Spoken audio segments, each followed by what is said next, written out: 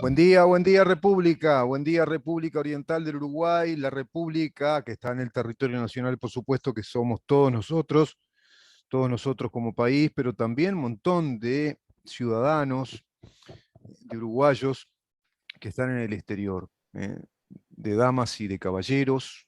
¿Te acordás lo del ómnibus? Señoras damas, señores caballeros, mujeres, hombres, jóvenes también, seguramente muchos que también tienen la ciudadanía uruguaya y que forman parte de la República Oriental del Uruguay. Qué concepto, ¿no? Que se dio en la historia de la humanidad por allá por el año 1830, cuando se declara a la República Oriental del Uruguay como un Estado independiente y soberano.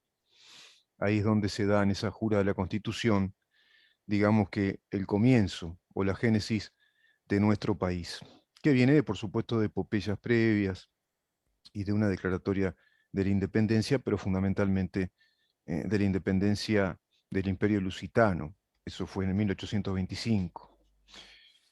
Vamos a tratar hoy varios temas en condición precisamente de república, de esta República Oriental del Uruguay, que está atravesando distintos avatares, entre ellos esta pandemia, este Omicron, que va dejando cifras altísimas de contagios. No se está desagregando la información, por ejemplo, se está hablando de un montón de casos por día, una media de 10.000 casos por día. Hay 122 internados en CTI, hay 29 fallecimientos, pero no se sabe a ciencia cierta si esos fallecimientos son con COVID o por COVID. Parecería ser que es con COVID. Sería bueno que las autoridades sanitarias desagregaran los datos, es decir, se está dando a la población lo que se llama el bruto de la información, o el crudo de la información. Pero eso hay que desglosarlo, hay que precisamente desagregarlo, hay que dar datos precisos respecto a esos temas. De qué se trata, qué casos son, quiénes, qué edades, si hay comorbilidades. Y por otro lado, se comunica que respecto a las clases, se va a permitir que las clases sean presenciales aunque ocurra un caso de positivo, y se van a cuarentenar a esos niños, por ejemplo, se van a suspender las clases si hay un brote, y se considera brote cuando hay 2 casos. No sé, lo planteo desde la ignorancia. Me resulta bastante extraño todo esto, y evidentemente no sé si eso es así, si tiene que ser así, y bueno, sería motivo de conversación también con alguna autoridad sanitaria. En su momento lo haremos.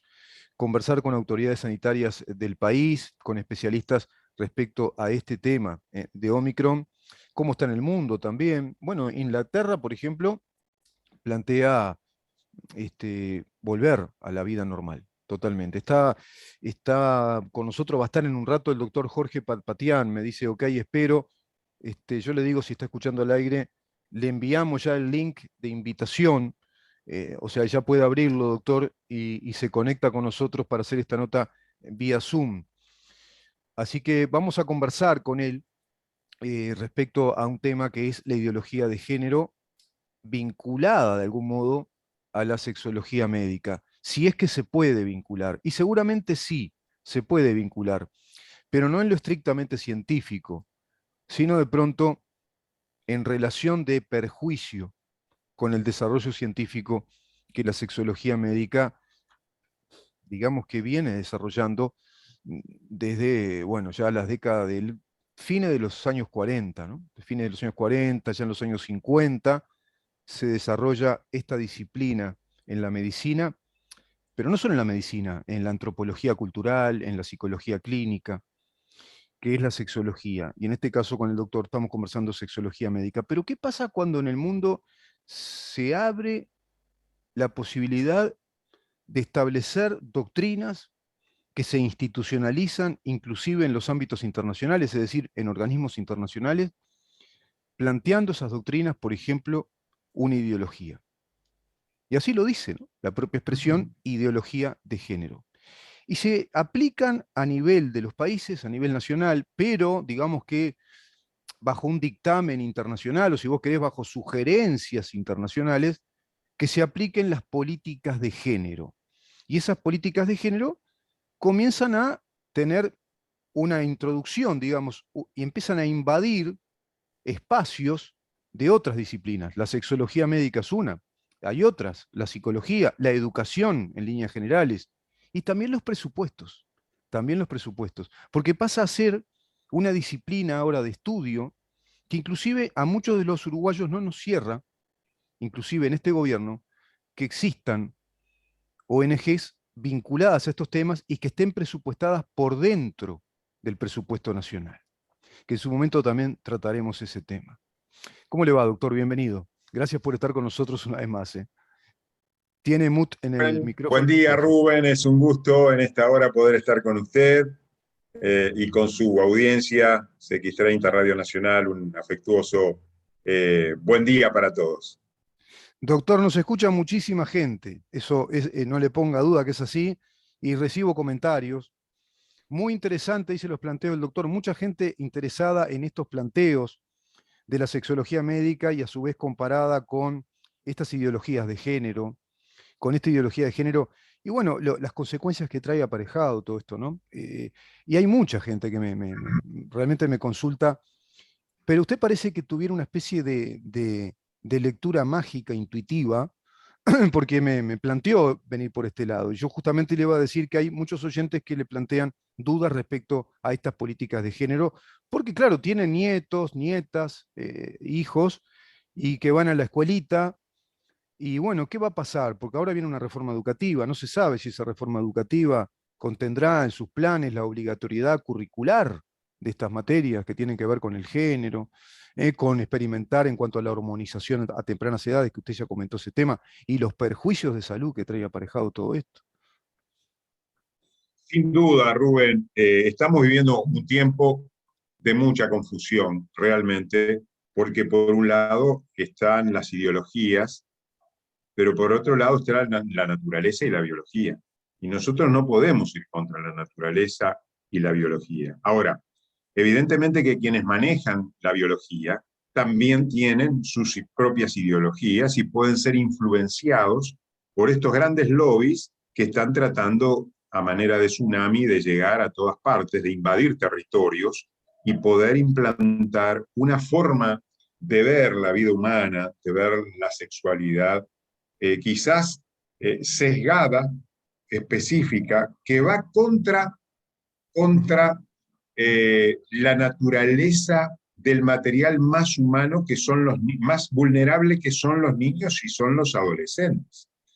Y yo estaba leyendo hace tiempo, y hoy estaba repasándolo antes de poder compartir con ustedes, lo que el Colegio Americano de Pediatría hace algunos años había señalado como una observación a la influencia y a los peligros específicamente referidos a la transexualidad, que están sustentados por la ideología de género, haciendo un especial énfasis en la necesidad de reconocer algunos hechos biológicos que no cambian.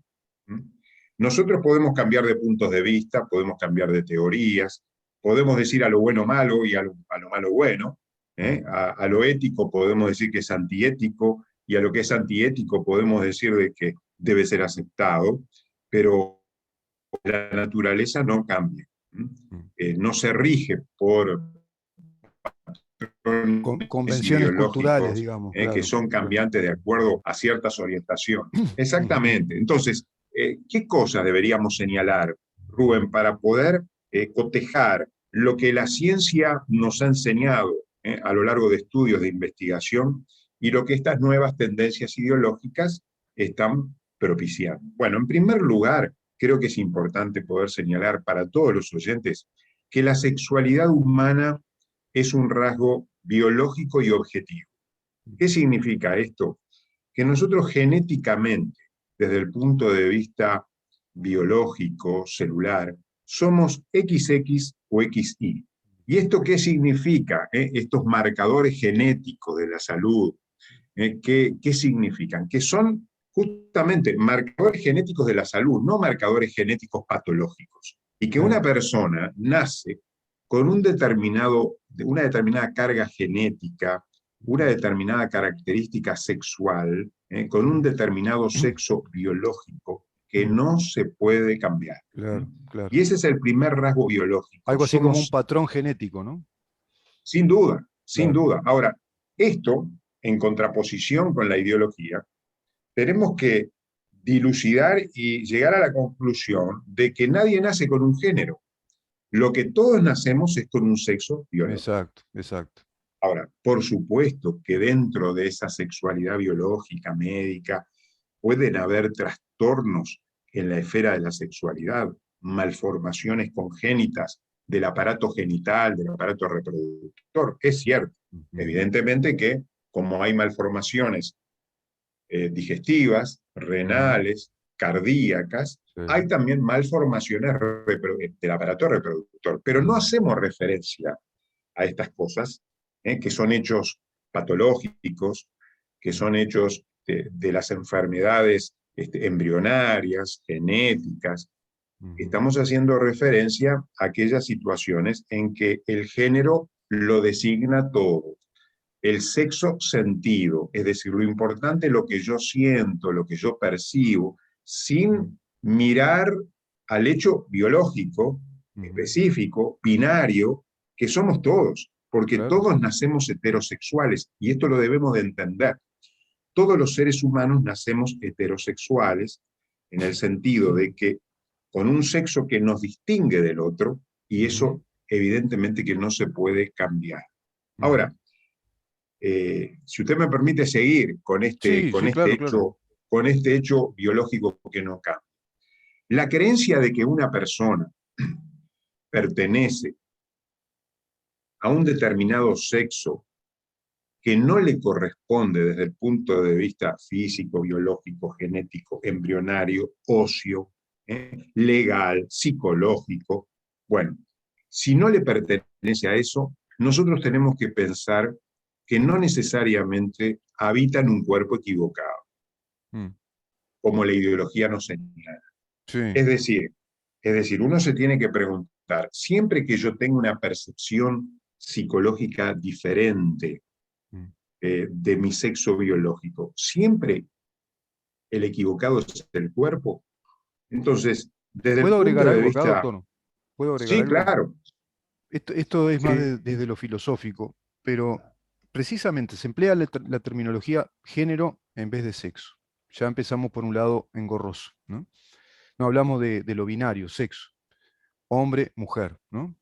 Sino género, lo femenino, lo masculino. Ya es algo más abarcativo. Mujer y hombre estarían dentro de esos géneros, pero somos sexualmente binarios, como usted bien lo está explicando.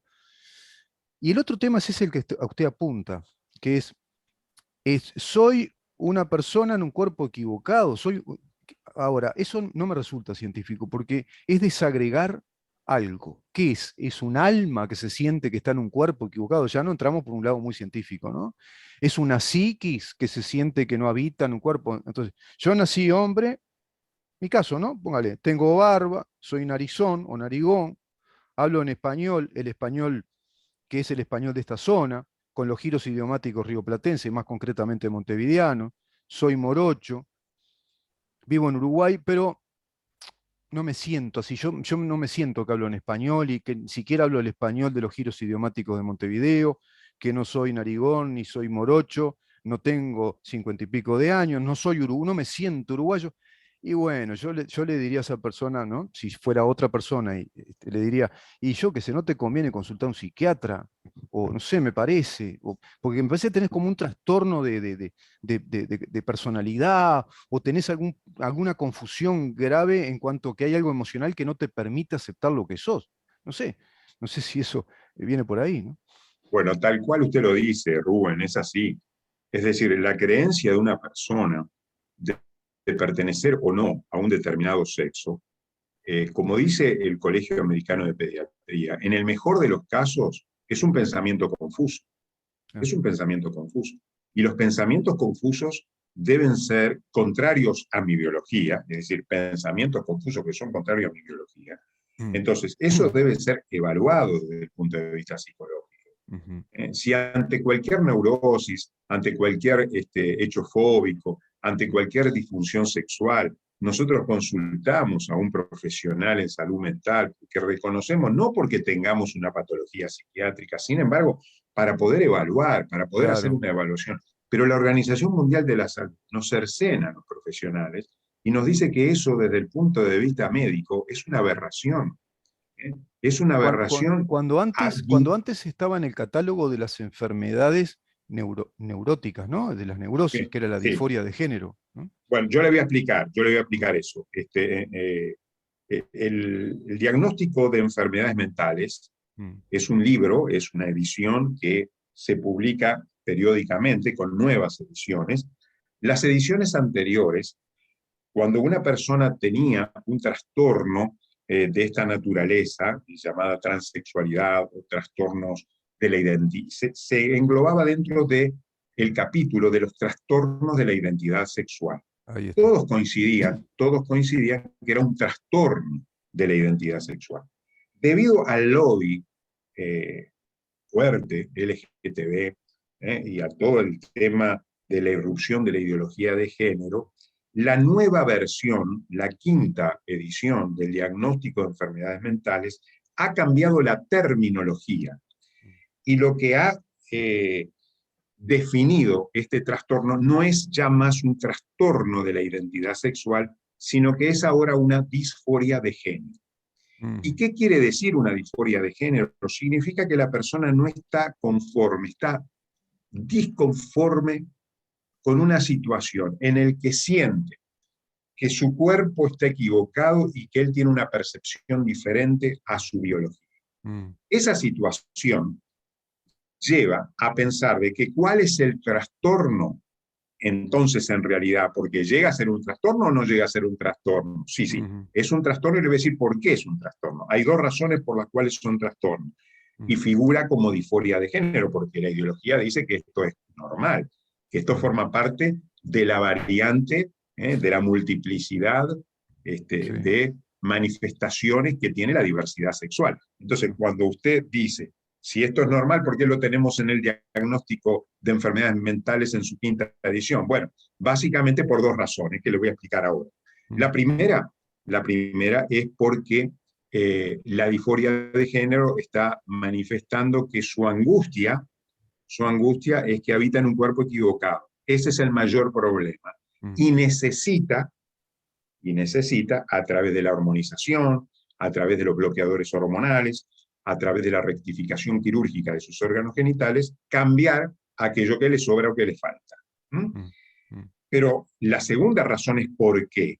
Bueno, porque la única manera, Rubén, de que los seguros internacionales, no tanto aquí, pero en otros países, los seguros internacionales puedan proveer económicamente una situación de cambio de sexo, de hormonización, es que entre dentro de enfermedades. Entonces, no es que la ideología considera que esto es una enfermedad, pero lo ha mantenido con otro nombre, mucho mm, más diluido, mm, para que entre dentro de los seguros internacionales. Entonces dice, bueno, yo tengo una disforia de género, necesito cambiar mis órganos genitales y por lo tanto pido a mi seguro que me lo haga cambiar y que pague esta situación. Así que hay una razón también económica claro, ¿eh? claro, claro. para esto Mm, y hay una razón también de decir, bueno, la angustia que tenemos no es por el sentimiento que yo tengo, que es mm, confuso, mm, sino por el cuerpo mm. que he nacido en una biología totalmente equivocada. O sea que Entonces, hay un nuevo paradigma, entre comillas, se establece un nuevo paradigma de la medicina en cuanto a que ahora se trataría de una disforia de género y no un trastorno de identidad en aquellas personas que manifiestan una angustia profunda porque no se sienten conformes con su cuerpo. Y mire, es la primera, son las primeras, cierro el comentario con esto, ¿no? sí, En este caso, el paradigma lo da como una, justamente como eso, como un paradigma, como una verdad ya esclarecida, que la causa de esa angustia profunda en esa persona, la causa directamente es que ese cuerpo no le pertenece, que lo tiene que cambiar. exacto. Es La así. razón es el cuerpo, Ahí la está. enfermedad es el cuerpo. Ujú. Hay que cambiar el cuerpo. No hay que cambiar el aparato psíquico, no hay que cambiar el Claro. pensamiento, no hay que cambiar la confusión que pueda tener. Y es más, Y Si la un complejidad de profesional de la causas que salud, puedan venir aparejadas, ¿no? Si puede haber en esa persona, ese historial particular, personal, habría que analizar todas las causas, ¿no? Que tienen que ver con posibles trastornos psíquicos, pero también quizá la maternidad, la paternidad que tiene un entorno familiar, sociológico, ¿no? Todo el entorno. O sea, debe haber un montón de temas que acá se ven simplificados, hay un simplismo, un reduccionismo en decir, no, la causa es que esta persona no se siente a gusto con su cuerpo y eso es lo que le provoca esta angustia existencial, ¿no? y no se nos permite, Rubén, hacer esa indagación, no Claro, se nos claro, permite interrogarlo de esa manera, claro, porque eso tiene un sesgo, según la Organización Mundial de la Salud, un sesgo ideológico, anacrónico, también ideológico, anacrónico, claro, tradicional, que hay que claro. desterrar. Entonces, el profesional de la salud se encuentra verdaderamente limitado a Mm. poder buscar de alguna manera una solución a esto. Ahora, tenemos que reconocer Y los estados algo, también, doctor. Los pero estados por nacionales supuesto, se encuentran totalmente limitados ahora, inclusive condicionados en sus presupuestos, por ejemplo, para la salud. ¿No? y esto va a incluir en el presupuesto, usted tiene que incluir también las situaciones que tienen que ver con el pago de los tratamientos Claro. de los bloqueadores hormonales, de la hormonización cruzada, de la rectificación quirúrgica de los órganos genitales. Usted tiene que prever el presupuesto para todo esto, Y y viene donde de la las mano clínicas un de sistema género, educativo, viene de la mano un sistema educativo de docentes especializados que vayan explicándole ya a los niños de tempranas edades que todos estos problemas van a surgir y todos los derechos que tienen vinculados a estos temas. Es decir, han implantado realmente un modelo muy fuerte, ¿no? Un modelo cultural muy fuerte. todo esto entonces lo que crea es que en los niños, en los adolescentes y en los jóvenes nos crea grandes conflictos Ujú, biológicos, Rubén, porque el bloqueo de las hormonas de la pubescencia, o sea, de la pubertad, puede ser muy peligroso. ujú, Esto desde el punto de vista científico, que usted ujú. corte el proceso, ¿eh? Desde el punto de vista biológico, que usted corte el proceso natural de una pubertad, de un desarrollo sexual secundario, eso no está libre de consecuencias totalmente peligrosas para nuestra biología.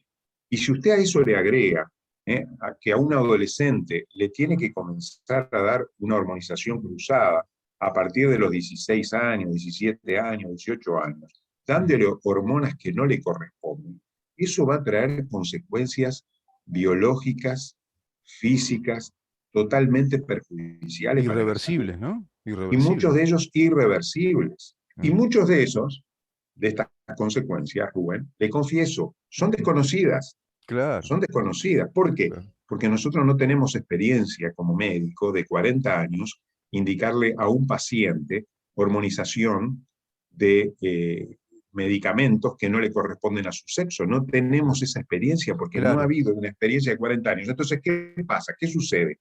Hoy no se sabe si a un adolescente de 16 años le comenzamos a dar un adolescente de cuerpo masculino, Mm, que ha nacido un varón, que le reconocimos que sea un varón, que tiene genitales de varón y que mm. se cree una niña y por lo tanto él hoy a través de las leyes tiene derecho a poder hacer una Reclamarse el cambio de su hormonización. cuerpo. Ujú. Exactamente, hacer una reclamación de su cuerpo, hacer una rectificación incluso de sus órganos genitales a partir de los 18 años, una hormonización cruzada a partir de los 16.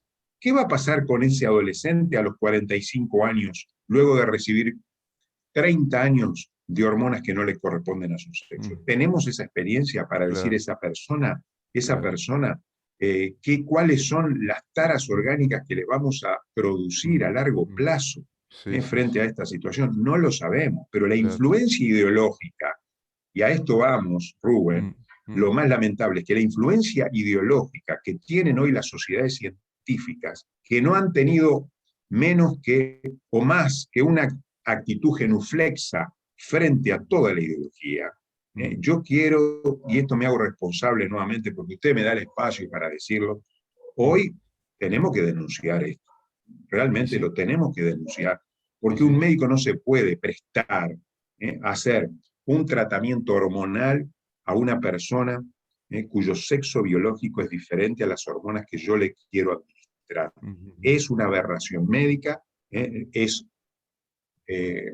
va a traer como consecuencia, como dijimos en uno de los Yo me acuerdo, programas ¿sabe de qué me anteriores, acuerdo? una Claro, iatrogenia que puede ser irreversible, claro. con enfermedades que pueden llegar a ser tumorales y terminales. Sí, sí.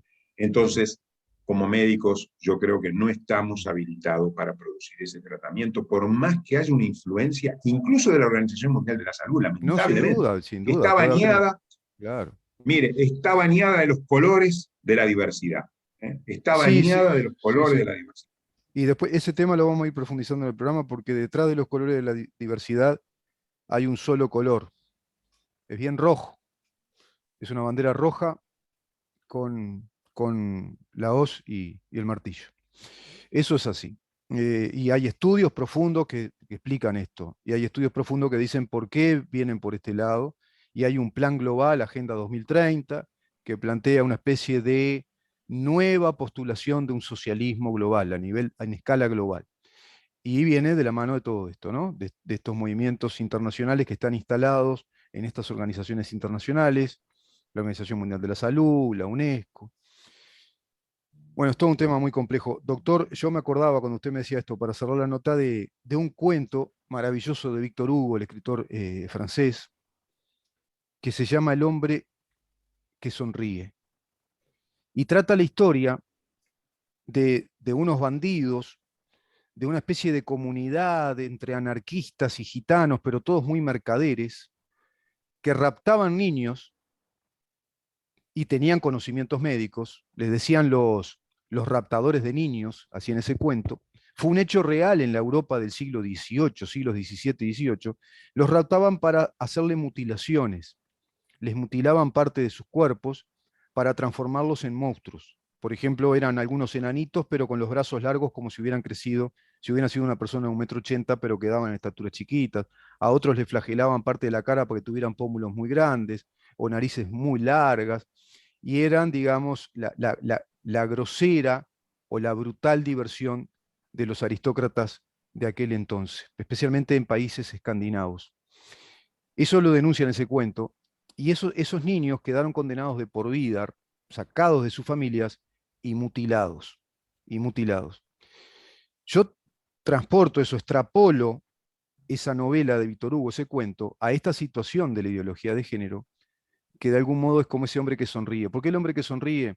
Porque Víctor Hugo comenta de un hombre que se lo encuentra, él, digamos, como protagonista de la novela, y que le parecía raro que siempre tuviera una sonrisa. Y ahí ese hombre le cuenta qué pasó. Tenía una sonrisa que era una mutilación en su rostro. Lo habían mutilado como si fuera el guasón, había quedado mutilado con una sonrisa permanente, el hombre que sonríe, o el hombre que permanentemente sonríe.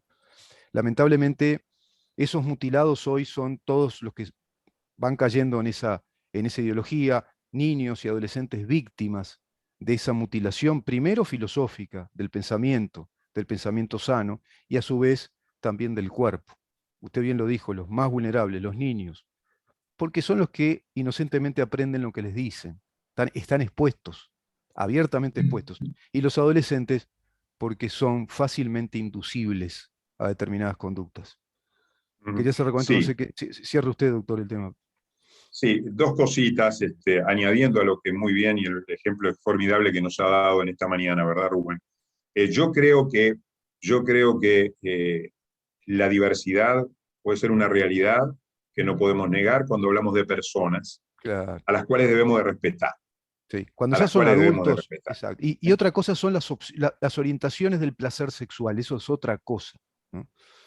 Creo Claro, que no hay que es decir, confundir. cuando uno en su libertad elige una determinada conducta, actitud, orientación e identidad, debe ser respetado. Aquí no Claro, estamos en contra de ninguna persona, claro, pero sabe Rubén, que la mayor desgracia que estamos teniendo en este momento es que hay una promoción de todo claro, esto. ese es el tema, ese es el tema. Y esa promoción, como alguien la definió, forma parte de un abuso sexual. Y sí, Inducir a los niños a pensar de una forma diversa, amorfa desde el punto de vista sexual, que cada uno tiene el derecho de elegir su identidad, que cada uno tiene el derecho de elegir su género. Es ponerle en los hombros una mochila que no le corresponde. Que no les Y corresponde. es inducirlos a un abuso sexual. Sí, sí. Y a un Entonces, camino de qué triste mutilaciones. realidad.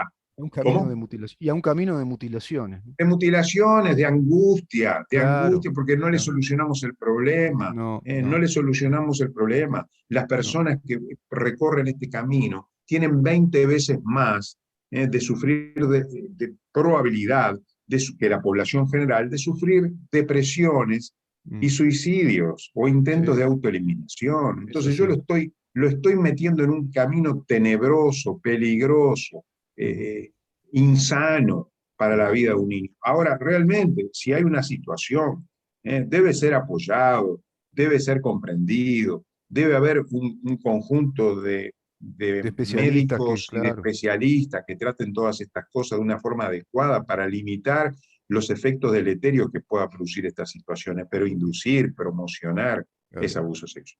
No, y además inducir, promocionar, pero hegemonizar esa prédica a nivel global y desterrar lo Claro, otro, como si lo otro fuera anticientífico cuando no lo es. Ahí exacto. está el tema. Y bien coincido con usted de que si nos preciamos de vivir una sociedad democrática y ser de pensamiento liberal, tenemos que respetar a todos. No se trata de eso. Respetar las orientaciones de todo el mundo, las opciones sexuales, eso es una cuestión de identidad personal, no es contra la persona, sino que es contra una ideología que hegemoniza y tiraniza, porque en definitiva lo que está haciendo Mm. es una tiranía, ¿no? Doctor, muchísimas gracias una vez más por estos aportes que son valiosísimos para el programa, porque en definitiva el programa es todos los que nos escuchan, ¿no? Para toda la gente que nos sigue. Y bueno, nos veremos ya en poco tiempo otra vez y seguiremos con este tema, no le quepa duda. Dios mediante, por supuesto. Un gusto Con hablar mucho con usted. gusto, Rubén, un saludo para ustedes y sus oyentes. Que pase muy bien. El doctor Jorge Patpatian, sexólogo médico, hablando cosas sumamente interesantes, trascendentales para todos nosotros, temas que tenemos que ir de a poco, despacito, entendiendo, porque son de una gravedad inusitada en la historia de la humanidad. Nos vamos a una pausa, Eduardo, y venimos con otro doctor, pero en este caso doctor en Derecho y Ciencias Sociales, como lo es el doctor Rubén Flores de Arquevicius, profesor de Derecho Constitucional. Vamos a conversar también este tema, los derechos que los ciudadanos tenemos, y vamos a conversar otros temas. ¿Qué es un Estado constitucional de derecho? Mirá qué pregunta. ¿Qué es un Estado constitucional de derecho? ¿La LUC tiene relación? ¿La LUC profundiza el Estado constitucional de derecho? Mirá qué tema. Y otros temas más que trataremos en ese salpicón que no es de aves, sino que es salpicón de amigos con el doctor Rubén Flores de Arquevicius. Quédate ahí.